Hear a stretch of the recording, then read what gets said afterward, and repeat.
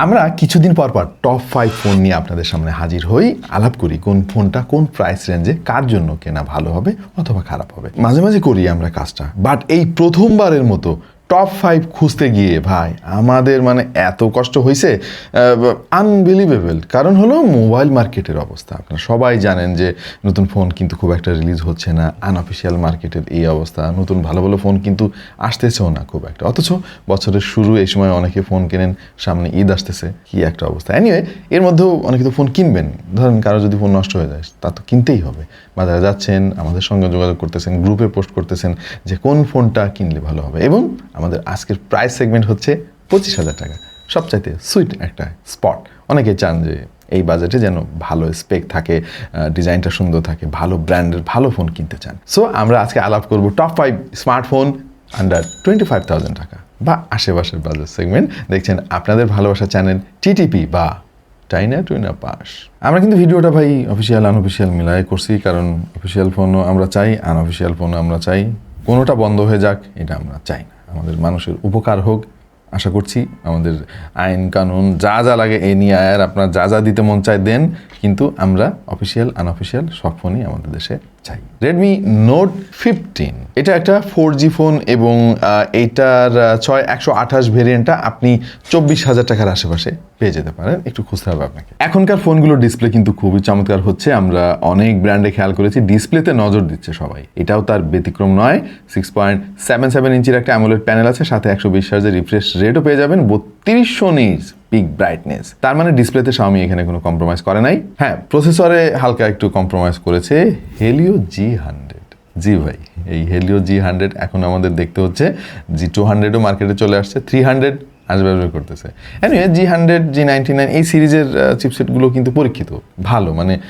আমরা দেখেছি যে লং রানেও কিন্তু খুব একটা ফোনকে স্লো ডাউন করে দেয় না। So I guess this is recent. এখন ফোনের দাম একটু বাড়তি, আপনারা সবাই সেটা খেয়াল করতেছেন। এইটার কারণ হচ্ছে স্টোরেজের সংকট, এবং এইটা নিয়ে সারা পৃথিবীতে তুলকালাম চলতেছে। আমরা এইটা নিয়ে একটা ডেডিকেটেড ভিডিও বানিয়েছি, চাইলে আপনারা দেখে আসতে পারেন। ক্যামেরা ভালো, 108 মেগাপিক্সেলের হচ্ছে মেইন সেন্সর, আর সামনে 20 মেগাপিক্সেলের সেলফি শুটার। তবে ব্যাটারির দিক দিয়ে আমার মনে হয় এখনকার দিকের ফোনের তুলনায় একটু পিছিয়ে রয়েছে। 6000 mAh, কি দিন আইলো ভাই, 6000 mAh এর ব্যাটারিকে আমরা বলতেছি যে কম হয়ে গেছে।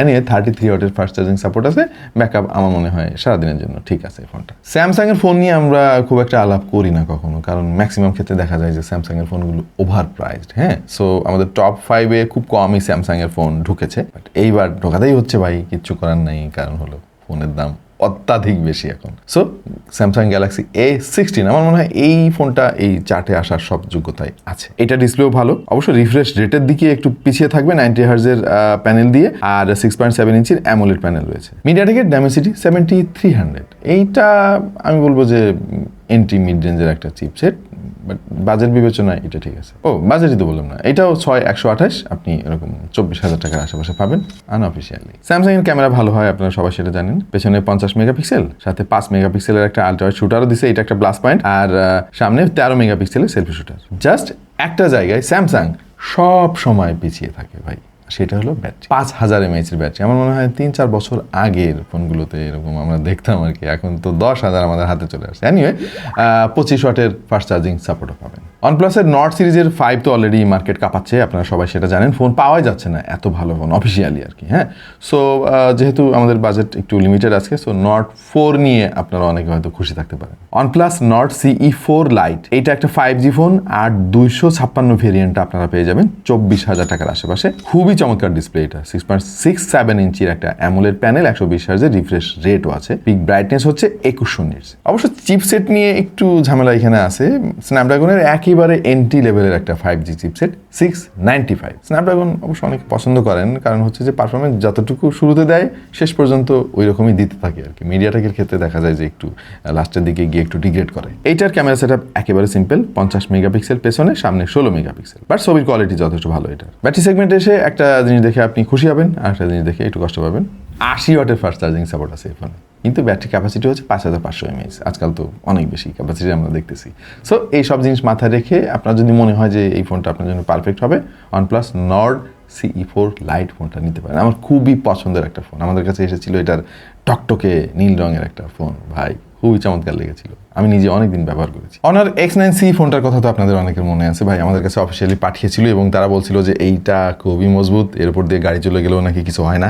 সো আমার গাড়ি আমি উঠাই দিয়েছিলাম ভাই ওই ফোনের উপরে, আসলেও ভাই ফোনটা অনেক মজবুত এবং ফোনটার দাম একটু বেশি, আমাদের বাজেটের মধ্যে নাই আনফর্চুনেটলি, বাট তারা কিন্তু এইটার একটা লাইটার এডিশন মার্কেটে আছে, একটু কোথাও কোথাও একটু টিউনিং করে বেশ কম দামে আছে। অনার X9C স্মার্ট এই ফোনটার 12,256 ভেরিয়েন্টটা আপনি বাজারে মোটামুটি 25 বা 25,500 টাকার আশেপাশে পেয়ে যাবেন। প্রসেসর একটু চেঞ্জ করছে হালকা, এখানে X9Cটাতে ব্যবহার করা হয়েছিল স্ন্যাপড্রাগনের প্রসেসর, আর এটা দিছে তারা মিডিয়াটেকের 7025। ব্যাটারি একটু কমেছে, 5800 mAh এর ব্যাটারি এখানে পাবেন, 35 ওয়াটের ফাস্ট চার্জিং। আর X9C অরিজিনাল যেটা ওইটা একটু বেশি ছিল। তবে সবচেয়ে বড় কম্প্রোমাইজ করছে মূলত এখানে ডিসপ্লেতে, কারণ X9C-তে ছিল অ্যামোলেড আর এই ফোনে তারা ইউজ করছে TFT ডিসপ্লে। TFT যে খারাপ আমি সেটা বলবো না, বাট এই বাজেটের ফোনে অ্যামোলেড দিলে অবশ্য ভালোই হয়তো। আচ্ছা, স্টক অ্যান্ড্রয়েড যারা ভালোবাসেন তাদের জন্য মোটো G86 এই ফোনটা কিন্তু দারুণ একটা অপশন হতে পারে। 128 ভেরিয়েন্টের এই ফোনটা মোটামুটি 24,000 টাকার নিচেই পাওয়া যাচ্ছে আপাতত, সামনে কি হয় কেউ বলতে পারতেছে না।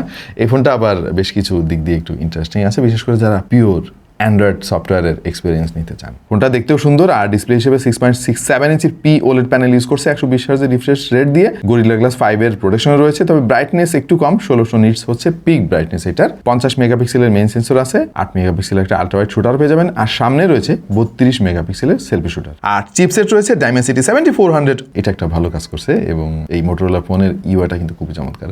সো ভালো চিপসেট, ভালো ইউআই সব মিলে একদম স্মুথ, বাটার স্মুথ বলবো না আমি, স্মুথ পারফরমেন্স পাবেন এই বাজেট বিবেচনায়। ও বাই দ্য ওয়ে, ব্যাটারিতে কিন্তু তারা কম্প্রোমাইজ করে না, 6720 mAh এর ব্যাটারি দিছে, সেই সঙ্গে 33 ওয়াটের ফাস্ট চার্জিং সাপোর্ট। সো দাম বিবেচনায় এটার কিন্তু খারাপ বলার কোনো সুযোগ নাই। CMF ফোন 2 Pro এই ফোনটা কিন্তু বেশ ভালোই পপুলার হয়েছিল এক সময়, বাট দাম কমতে কমতে এখন 27-এ এসে পৌঁছেছে।